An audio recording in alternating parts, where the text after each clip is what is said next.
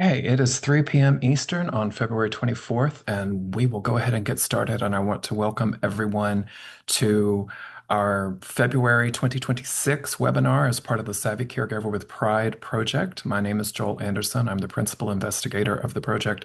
I'm also a member of the board of the Carolina Aging Alliance, which is a partner of ours with this webinar series.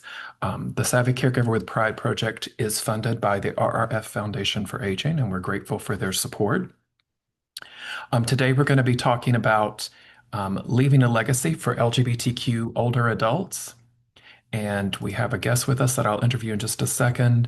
As a reminder, the Carolina Aging Alliance is a nonprofit organization in the state of North Carolina that supports LGBTQIA plus older adults and as a partner with us on this webinar series. So you can find more information about the Carolina Aging Alliance at www.carolinaaging.org.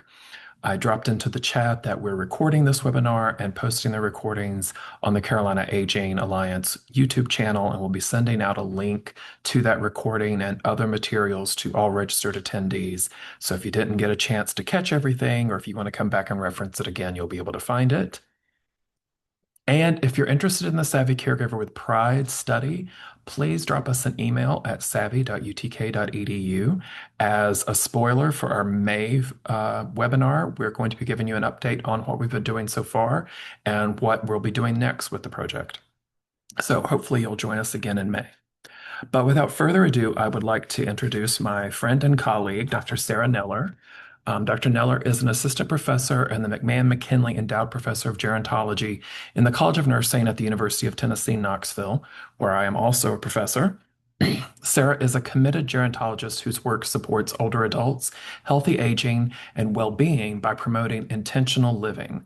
This intentionality can create a sense of purpose and foster continued life engagement through the end of life.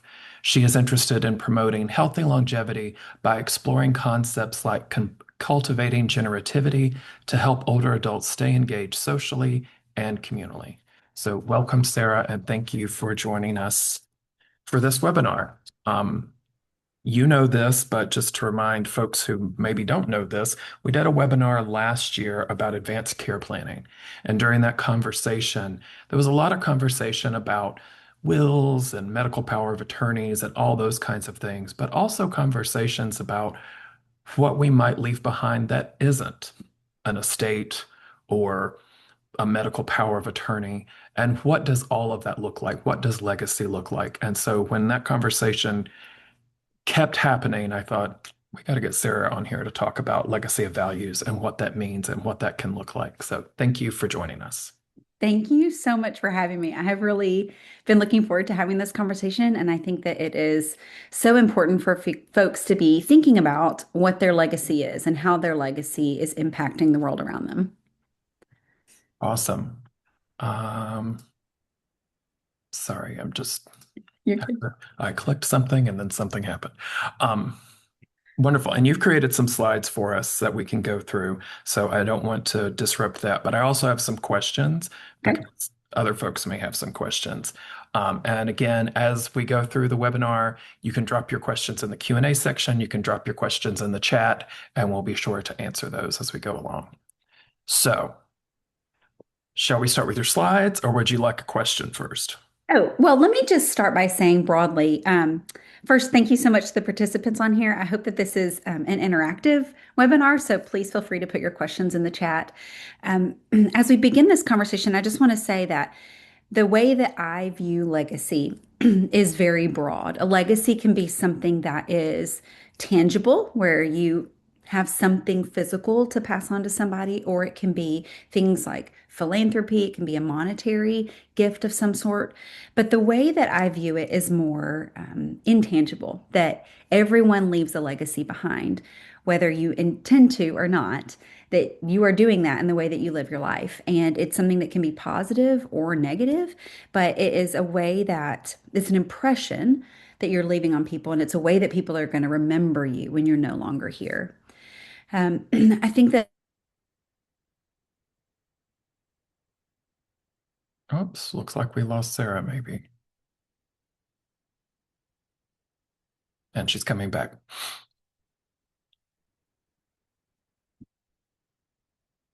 You're back. I'm not sure what happened there. Sorry. Well, I received a text message earlier from a colleague asking me if I could sign on to Zoom. So Zoom may be having some issues today across the country. So we will roll with those as they may or may not occur. Sure, no problem. I'm not really sure what I said earlier, but just I conceptualize legacy as something that is intangible, something that is left behind, and it's the way that others are going to remember you. I would like for you to consider that your legacy is not just something that's for later, but it's something that's for now. It is a way that you can intentionally and purposefully live your life and be something that you're able to construct by your intentional choices right now. Awesome. So I do have a question before we start because I know we're going to be using this term, and it's probably a good idea to define it before we start using, because you've talked about legacy and what that can be and what that can look like. But I know we're probably between the two of us going to use the word generativity. Mhm. Yes. What is that? Generativity is a fancy way of saying concern for the next generation. This is a term that came out of psychology back in the 1950s with Eric Erikson, who was studying indigenous populations. And he found that as adults age, they have this desire to give back to the next generation. And while that was very true in the 50s, we've sort of seen it evolve over time where people do have a desire to give back, but it may not always look like the next generation. It is not always through parenting or through physical contact with the direct next generation underneath you. It's often lateral as well. And so you can be generative. You can want to give back to the lives of others around you in your community. And it doesn't necessarily just have to be to that next generation down. It's a way that Erickson said, in order to keep growing and have this opportunity for self growth as we age, we want to contribute to the lives of others. And if we don't do that, then we sort of shrivel up and turn inward on ourselves. And so, giving into these desires to benefit the lives of others around us is really a healthy thing. And it can be done in a variety of ways. The way that we act on that desire can be through time, can be through volunteering, or can be through reaching out to other people, having shared experiences. But it all relates to being intentional about the time that you're spending with others.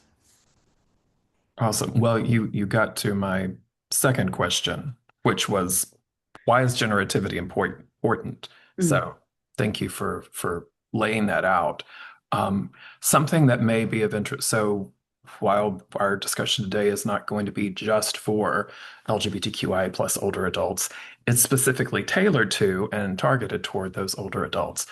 So can you explain the difference between, or is there a difference between generativity and intergenerational wellness or well-being? So there are mm, lots of new programs and even centers that are being created around intergenerational wellness so that older adults can interface with people from different generations. Is that the same as generativity, or is that sort of complementary to it? mhm. I would say it's complementary to it. I think that you could see it as a way to act on a generative concern that you have. Um, and that it could be two parts. You could have a generative concern. You could want to contribute to other generations. And so that generativity drives your desire to be part of intergenerational groups. Or you may just stumble upon an intergenerational group hoping for community. And through that, have this generative desire be developed in you where you say, I really enjoy being with people of different ages and I want to contribute to the lives of so many different age groups around me because of sometimes shared experience, sometimes you have different experiences, and yet sort of on a shared continuum, if you will. And so I think that seeing these intergenerational centers and groups and opportunities to connect is one way that adults can continue to thrive and grow in their personal growth as they continue to age. Thank you. So we do have one question in the Q&A, but I Right. you might be getting to that in just a bit, but we will answer that question and all questions that you drop in the Q&A. So you've created these lovely slides, and I know you're really great at creating slides, so I don't want to not use them. Um, You're fine. That's totally no, fine. no, no, no, no. We're going to use these slides. So let's take a look at what you've created, and I've got some questions, and we got our folks asking questions, and we'll just see how this conversation goes. And the project manager for the study, Joe, will be tasked with keeping us on time so that we don't go too far past the hour. Perfect. Okay. So I will turn it over to you, Sarah. Okay. I would love for any who are able to write in the chat, I would love for you to take a second to consider the word legacy and think about how do you define a meaningful legacy. We've talked about how everyone leaves a legacy, whether you intend to or not. But this may be something that is hard for you to think about. And so, in your personal life, think about the ways that you are contributing to other people right now. I've had folks say to me in the past, I'm not sure that I have a legacy, or I don't really know that I have anything to offer, anything to give back. But I would challenge you to consider what it is that you're already doing in your daily life, or what is it that you want to be doing that maybe you're not doing right now, or what are those desires that you have to contribute within your community? Okay, and I just got a note that the chat was disabled, but I think I just turned it back on. So can someone please check that and make sure that it's working?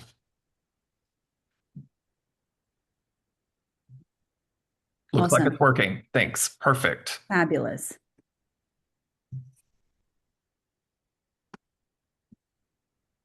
So it looks like we've got helping others. Um, and from the question in the chat, we have someone who is an advocate for um, individuals living with dementia. Yes. So advocacy, helping others. Yes. I love this question and the way that it's worded as how can I strengthen the intentionality of this legacy? That is so valuable. And I would love for you to keep this in mind as we move forward in this conversation because intentionality and having purpose in the way that you live your life really does contribute to the legacy that you're leaving, even if it's not something that you overtly communicate with others. So I love this perspective and that you're already asking this question of how can you strengthen this?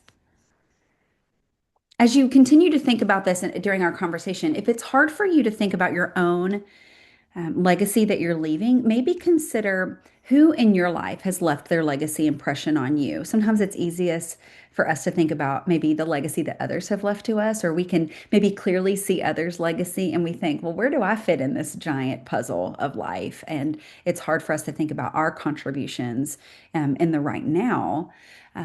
But very quickly, events life events, maybe like a retirement or a funeral, we often think about like, oh, here's the impact that someone has left, and we're quickly able to identify that in others. And I would love for you to be thinking about that within yourself. I see the chat is bustling now, thinking of creating positive change in the way things are done for a healthier, more inclusive future. I love that. Your story that people tell when you're gone, absolutely. I don't know why we wait until funerals to talk about the loveliness of other people, but that's exactly right. Um, Legacy is what people remember about you after you're gone. Still tell the jokes that my grandma told me. I love that, Butch. Thank you for sharing that. Passing my story and experience on to others to hopefully help people feel connected through these stories after I'm gone. This is so key because it's not just facts about you. This isn't meant to be something that's like your resume or a running CV that you have, but it's meant to be a form of connection that the ways that you hope that you are connecting with others, ways that you tell people that they connected with you, and that it can live on after you are gone. I love that. Joel, we'll go to the next. Okay. So we've talked about this a little bit, but everyone leaves a legacy. And it's something that you can do no matter the life you've lived, no matter what past mistakes you feel like you've made, no matter what experiences you've had, you can still be intentional about the way you've lived. It does not have anything to do with your socioeconomic status or ability to leave tangible things behind, but it's a way for you to say, I'm going to be intentional about the way that I live. It's also not something that happens overnight, that you just one day you wake up and you have a legacy, right? So those are one-time events and they can be really grand and fantastic, but they're often rooted in things like consistent behavior or showing up for people or having that the way that you live your life is such that people recognize these values over time. And I want to pause here and say, I know that value can sometimes have this sort of moral valence or pressurized term, but really what I mean by values is the things, the principles that guide your life, and everyone has them. And so we might not have the same values, but everyone has values, right? And so think about the way that you live your life, and is it in alignment with the things that you hold dear? When you think about what you might want to pass on to people, here's some reflection questions for you to consider. Like, what are you most proud of? Or what is it that you want people to remember about you, as we've discussed in the chat? Like, this is the way that people are going to remember you after you have passed on. And so if you think about it as sort of building blocks, just like coral, right? Coral doesn't, and the reef doesn't just happen overnight. It wasn't just poof, there it is with its bioluminescence and its loveliness. It is something that is built by tiny polyps, and they continue to build and they continue to repair and they continue to grow over time into something that is beautiful and worth sharing. Next slide. Before we go into Oh, the yeah. next slide, that's something that I think is important to emphasize and maybe unpack a little bit. You said Mm, that everybody has a set of values. mm. Do you think everyone is aware, consciously always aware of their values? And is that something that you need to explore as part of this process? I do think it's something that you should explore as part of this process. And Um, if you are not aware of your values, I would encourage you to think about those, because I think that it can help you, especially if you're figuring out what is your purpose. It can help you figure out how you want to spend your time. When you live in alignment with your values, you're more fulfilled. And when you live in a way that help represent who you are, then it can make you feel like you're really contributing to your community, whatever that space looks like for you, those people who are close to you, the causes that you want to support, the things that you want to be represented about you. When you live into that, then you have greater alignment within your being as part of your self transformation, that you are spending time in a way that is congruent with how you hope to be remembered, with how you want to be spending your time, with things that give you joy now. And so if you've not considered what your values are, I would encourage you to do that, because I think that it can be a blueprint and help you have a blueprint for maybe some things that you want to do or areas that you want to impact the world around you. Thank you. And as another little point to just emphasize, this is sort of a feel-good conversation. Mhm. It's nice and cozy. It's also backed by science and research. Yes. So we're gonna try to not be too academic, because we can do that as academics, but just know that we're not just, saying things, warm and fuzzy things just to be saying warm and fuzzy things. There's science to back up that warm and fuzziness. Okay, I'll shut up now and go to No, the no, next. you're good. Some people ask, why create a legacy of values? And I think that there are two primary reasons to do this. One is that you can talk about the impact that you hope to have on others, right? That the way that you hope to be remembered. Um, and in doing so, you're able to sort of write your own history a little bit, related to this idea called symbolic immortality, or the way that we live on in the minds and hearts of others after we're not here anymore. So, creating a legacy of values is a way that we can leave this it's a non-legal thing that you can do. So it's often done with leaving our will or our living will, these legal documents where we say you get the house and you get the car and you can have, the estate or the trust or whatever. Or these smaller things that we have, like this was a really important piece of jewelry to me, or important like piece of furniture.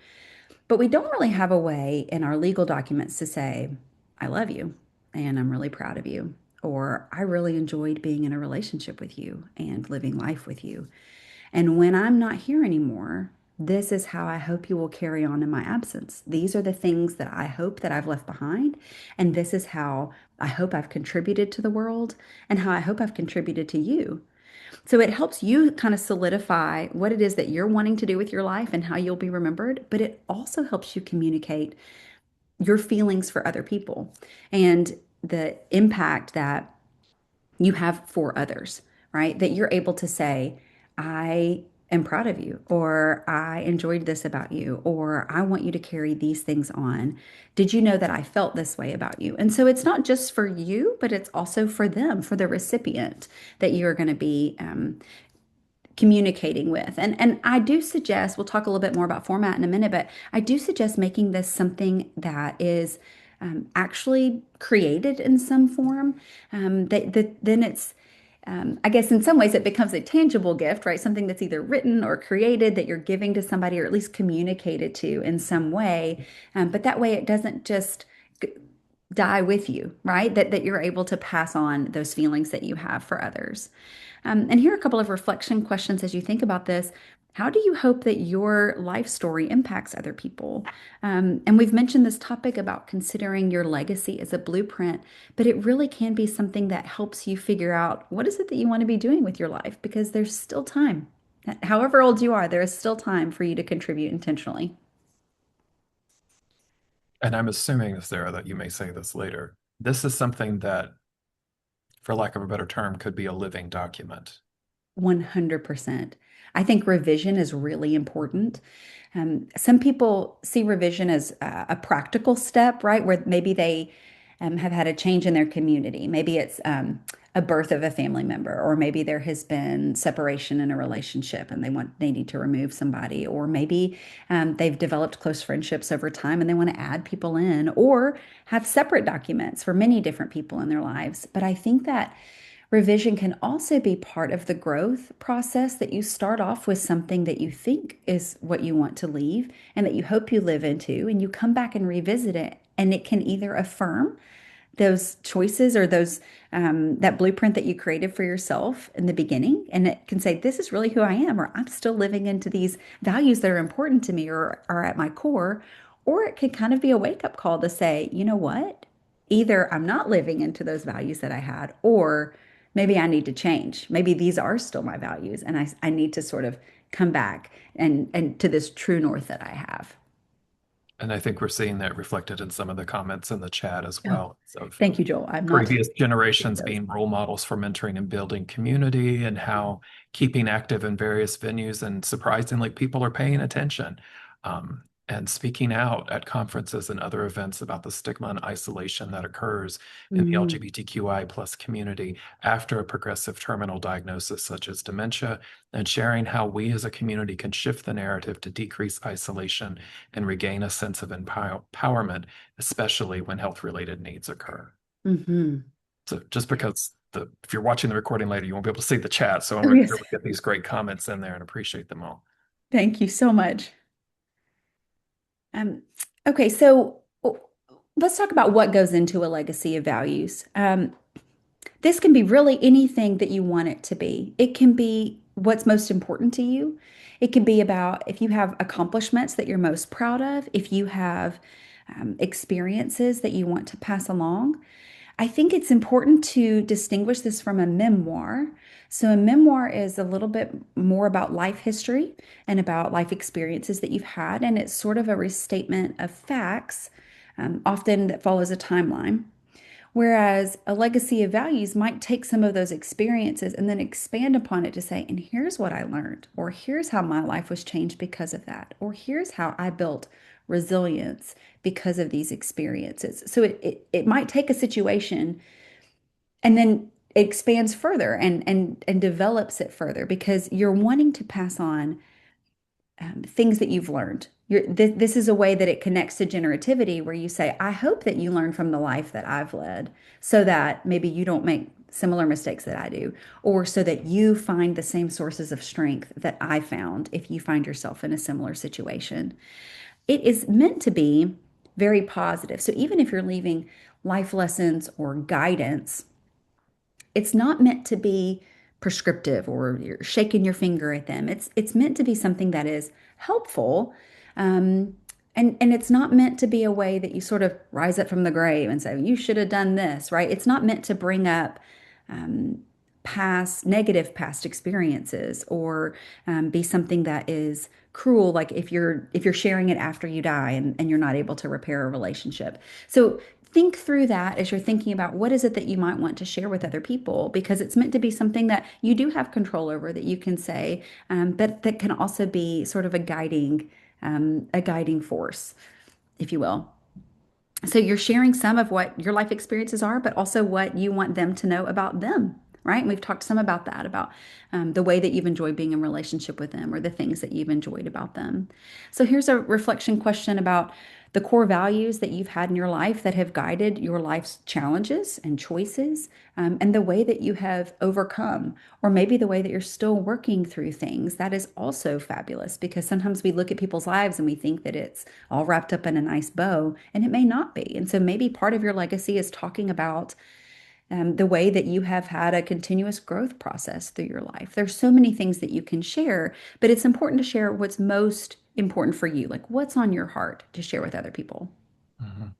I think that that's a good sort of touch point for LGBTQI plus older adults Mhm. who have lived through turbulent times Mhm. and have grown and learned and may have um, insight and lessons and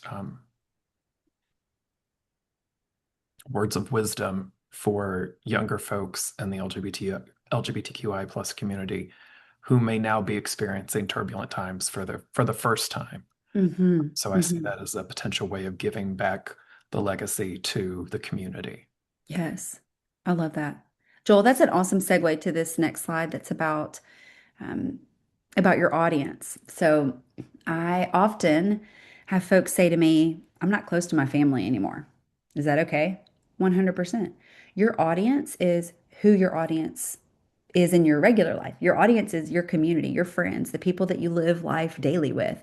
It is your coworkers, or the people in your faith community, or your chosen family, or your neighbors.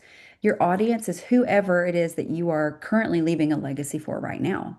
And so there's no one right way to think about who it is that you would want to communicate with. It can be a group. So I worked with a lady recently who wrote a legacy letter for her nonprofit. She has a nonprofit for individuals who have struggled with mental illness and addiction. And she said, I have influence in the lives of 5,000 people because of my nonprofit, and I want to leave this legacy letter for them. I've worked with other people who left it for some of their dearest friends that they had sort of grown up with or had created in adulthood. I had one who left a legacy letter for the house that they live in right now, because the house had a story and the house had a legacy that it left behind. And she talked about the ways of growth around her home in seasons, but also related it to her garden. So the audience can be anybody that you are close to and have relationship with. It can be something that is a one overarching legacy letter that you would want to leave, such as a nonprofit or in your neighborhood. It could also be many individual letters. So I've had some who left them to individuals, to children, or to nieces and nephews, or to their best friend. And the way that they wrote was different for all of them, right? Because relationships are different for all. Um, and some people are able to communicate this really easily to people who are closest to them, and they do that first and then write to other people. And some people say, this is a really hard assignment. This is really hard for them to think through. And so it's easier for them to sort of think about, maybe broadly and generally, to like the world, how do I leave my legacy? But it's really tough when you start thinking about life without you in it, and how will those closest to you carry on. So um, people create it in different ways, and different timings. Most of the people that I've worked with have written something like a legacy letter, where they write a few paragraphs or a few pages. It's not meant to be like a big book that somebody has to read through, but they write it in a way that is either easy for them to create, or they think will be easy for the recipient to receive, something that's written or something that's short. I worked with a lady who had created a quilt where she had incorporated her six most important values to her within her quilt. I've Mhm. worked with others who have created a family collage where they had sort of similar family mottos or values that they put in the middle, but then each collage was separate for each individual recipient. It can be in a format that is most meaningful and natural for you. Well, and I see in the chat, and I'm just making a note so that I don't forget something, um, that it's kind of like creating an ethical will in the Jewish tradition. Absolutely. Thank you so much. I'm not able to keep up with the chat right now, but yes, it is very similar to an ethical will. In fact, studying ethical wills has sort of been part of the evolution of how I have gotten here with my research. I did a research project on ethical wills and what we know about ethical wills. And it is a beautiful concept where you have older adults, or typically rabbis in the Jewish tradition, who are passing on instruction for how those who are coming underneath them or behind them in age should carry on and move forward. And it's a beautiful concept. And we have another message in the chat is something that I had actually thought of. My daughter gave me a gift called Storyworth, where you write stories about your life to actually get bound into a book to be distributed to my family. After writing 50 plus stories for that book, I've realized that it's a book of stories of the relationships in my life from childhood to older age and the importance they have had in my life, how they have contributed, and how they have brought me so much joy. It also demonstrates how my values have become better defined and over a lifetime. My passion for the core values, which were there from the beginning, has grown with aging. That's beautiful. And you've already said this, but I would like to reemphasize it again. Definitely, these are things, as you said, that are can be there for when you're no longer there. Mhm. But they can also be actualized and done in the moment. As you're doing these things, you may realize, you know what, I want to be more involved with community activities. I can live out this, I can continue to live this legacy. It's not that this is what happens after I'm gone or I've put it on the shelf and I've done this. You can continue to identify and live this legacy, correct? That is exactly right. And that's the generativity part, right? Yes, absolutely. And for many that I've worked with, they started this process of writing their legacy of values, or legacy letter, as many call it, because they had a life event. So maybe they were reminded of their mortality in some way. Maybe someone close to them had died. Maybe they were about to take a trip and they thought, what if? Maybe they've had, a diagnosis that has changed their life. And so they have a change in perspective. And many people begin this process that way and then see, but actually, maybe this is like how I want to live, right? So it starts off as something that may be prompted by an awareness of mortality, because often people don't take the time to sit down and do this, or to communicate, or even to plan end of life documents. It's hard to adult, right? It's hard to like sit down and like create a will. And so often this process does take some kind of awareness, some kind of trigger, or something that is an event, a transition, to make you pause and do this intentionally. But it is something that can then help you live purposefully, and not just be something that you put away and put in a lockbox somewhere. Mhm.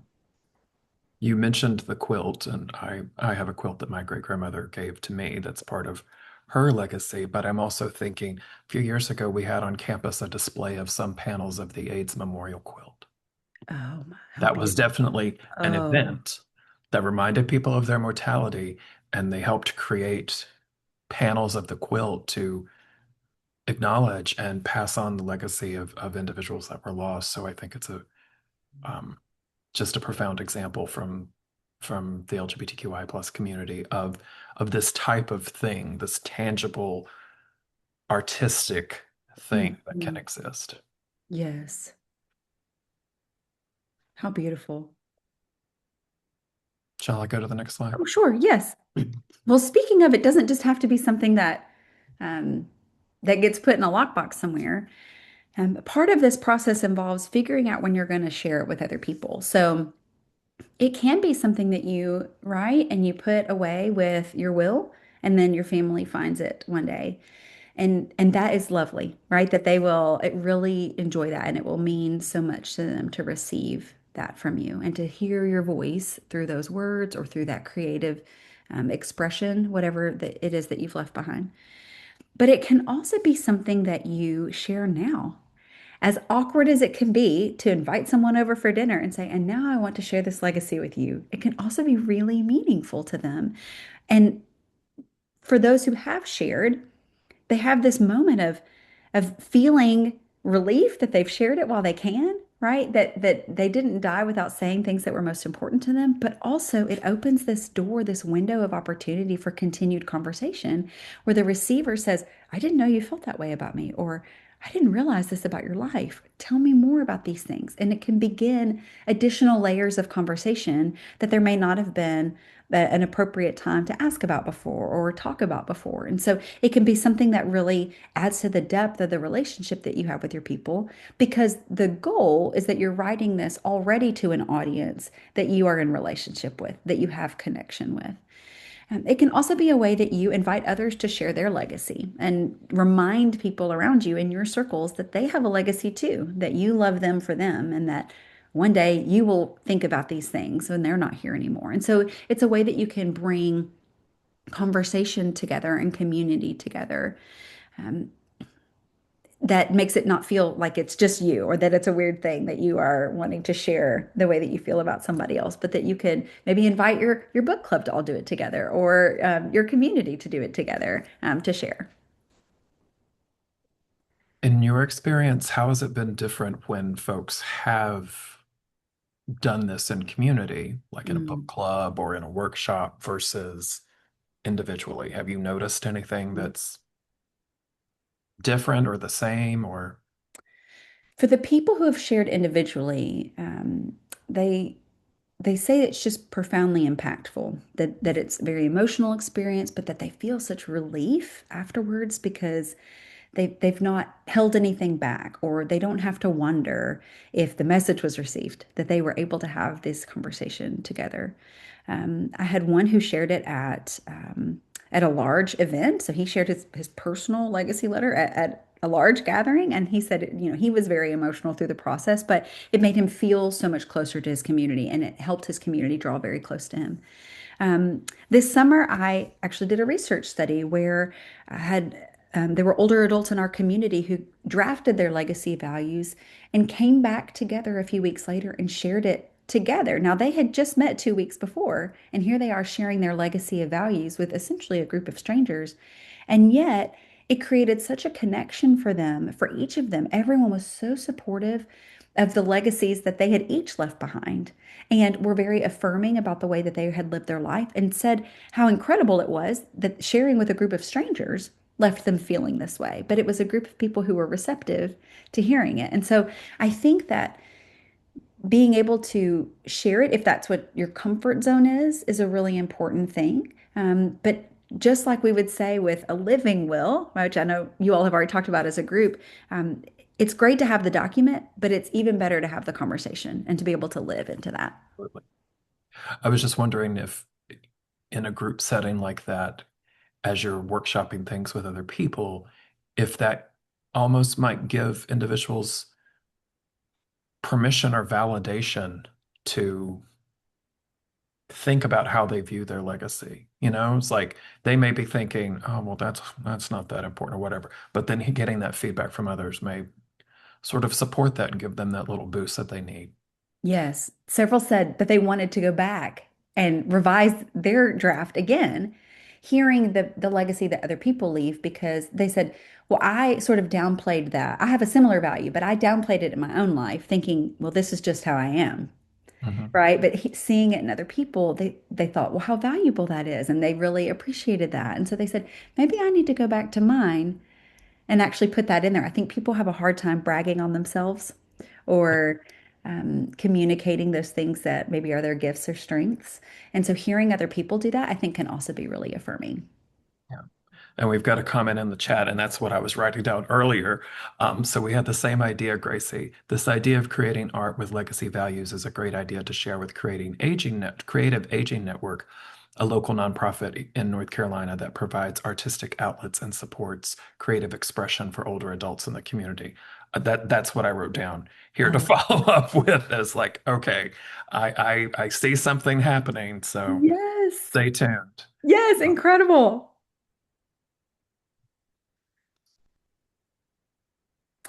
This just briefly talks about all the things that we've just said. It sort of just wraps it up all at once, of things to think through. If you were thinking after this today, maybe I should be thinking about this. What are some things that I might want to consider?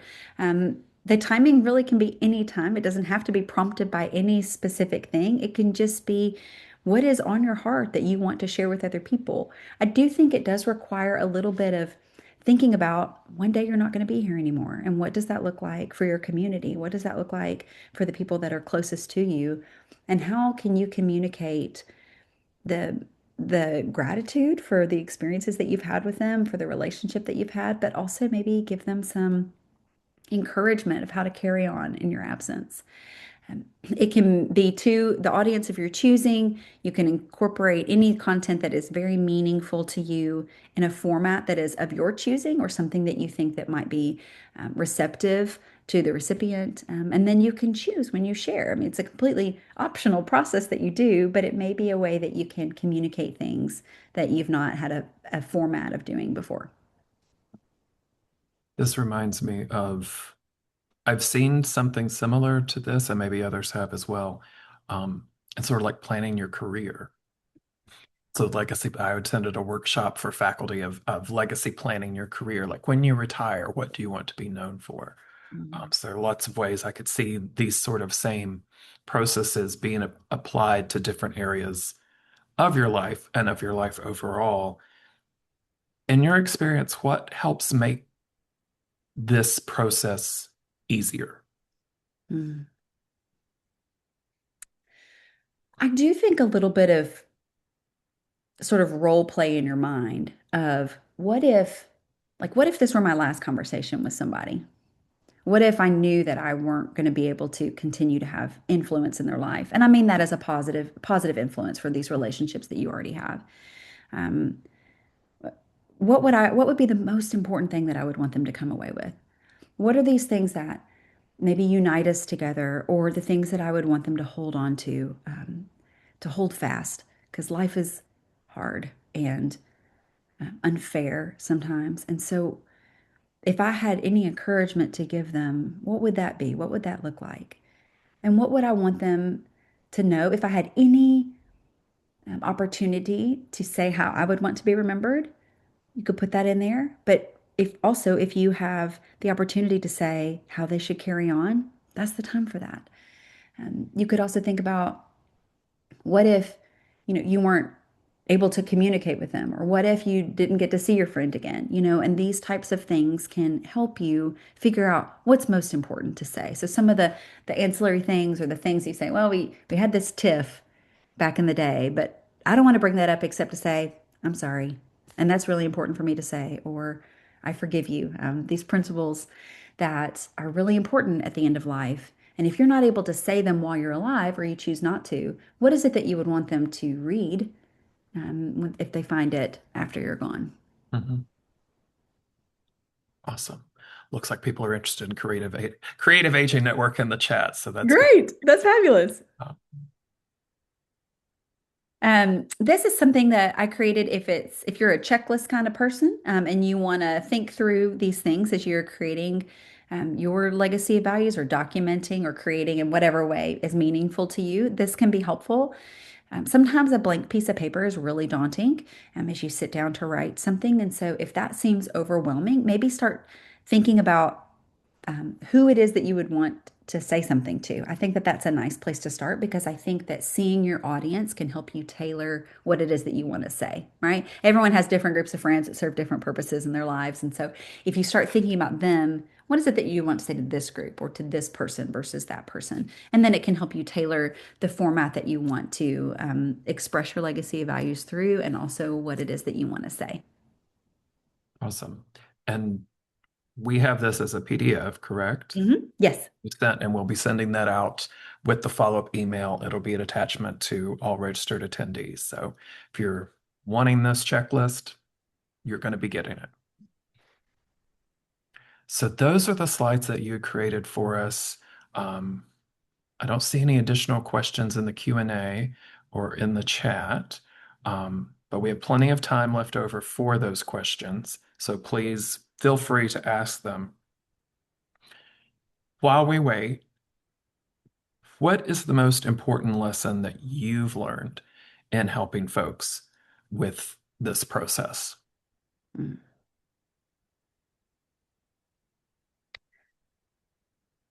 I think that, and what I hope everyone on this webinar hears is that everyone is worthy of leaving a legacy.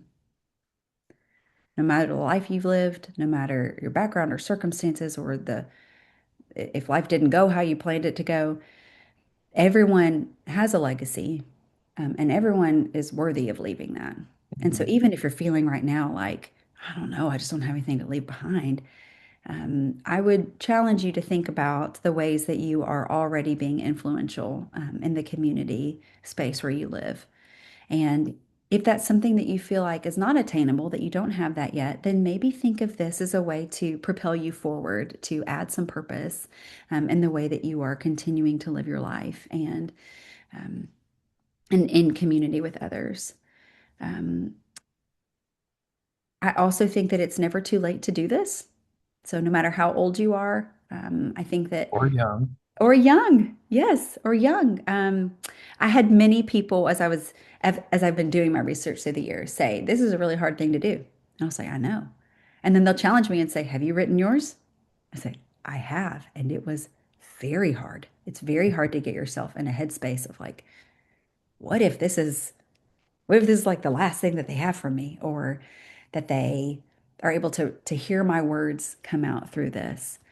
It's very challenging, but I think it's a process that is worth doing and worth revisiting over time. Thank you for sharing that. Yeah, I've done this for my research and academic career, and I'm in the process of doing this for me. Hmm. Um, it, yeah, it's like a confluence of all these things right now that it seems like, you Hmm. know what? This needs to be down on paper. Hmm. This needs to be a tangible thing. Hmm. But And for those, sorry, oh, go ahead.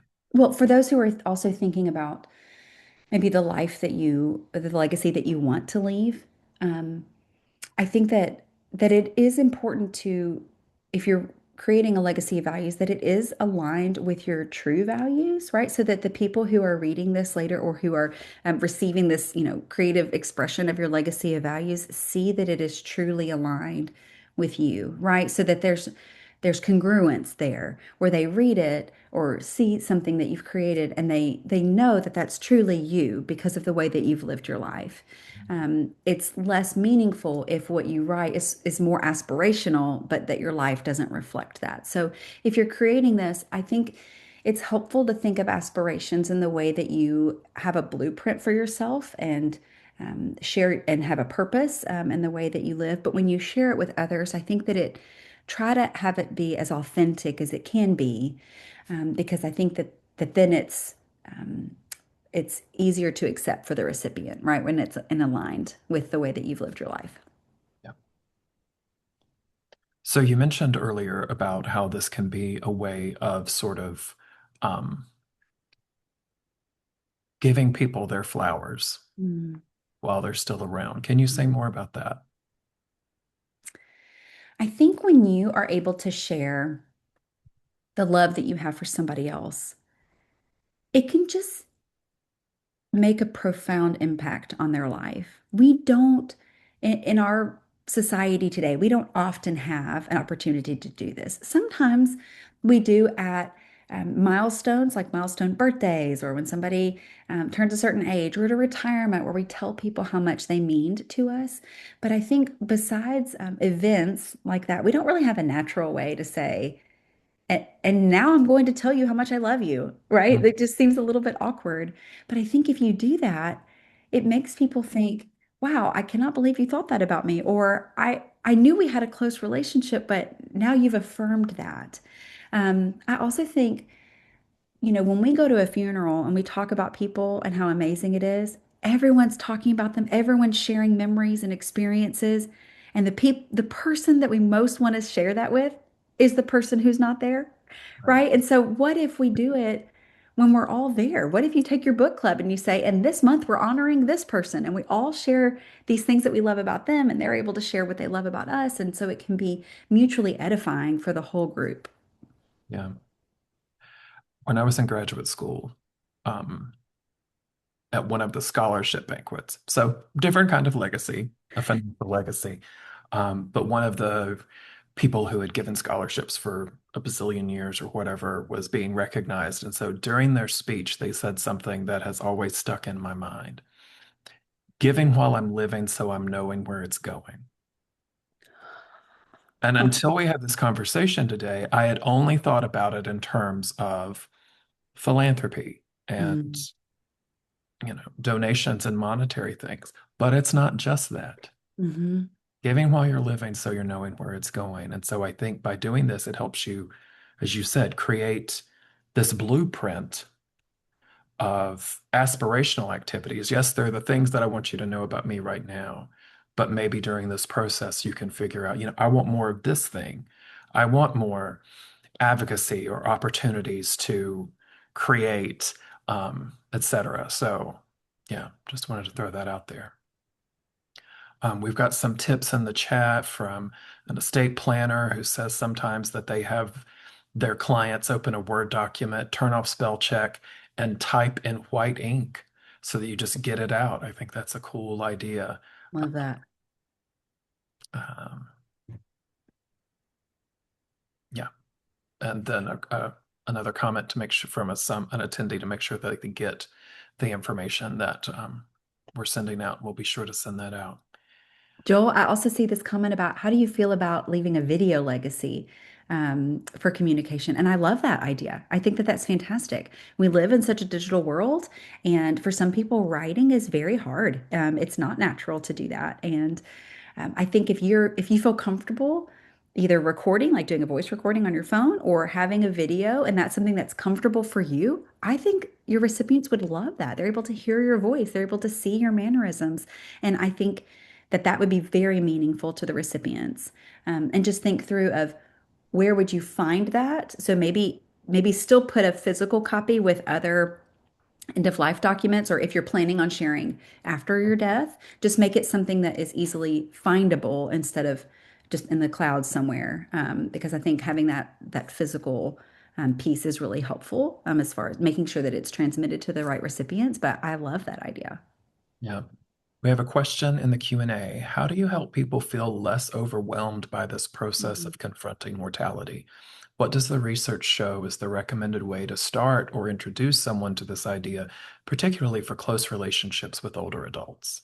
Mm, great question. I have two thoughts on that. One is, um, I think if it's what research says is many people think about their mortality and about doing something like this as a way to cope with mortality and with the thoughts of mortality, um, especially when it's from a personal perspective. Like if you recognize that you will, have a limited lifespan, then doing something like this can help you feel more in control.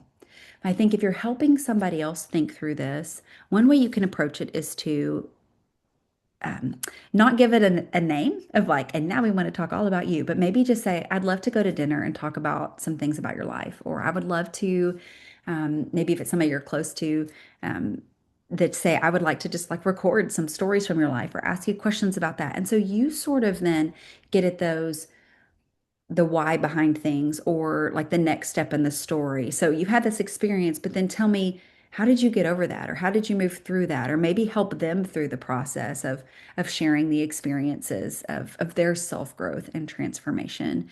Um, and make it more like a conversation that you would have in your everyday relationship instead of putting the focus on mortality. Because I don't think that that does have to be the focus. Um, and I think maybe spinning sounds terrible, but maybe just turning the tables a little bit and saying, I enjoy this relationship that I have with you so much, and I want to continue having this conversation for as long as we're able. And then maybe you're the one that's recording those things if they're not able to. Well, it looks like we've got some good suggestions in the chat about how you might be able to approach the process and Great.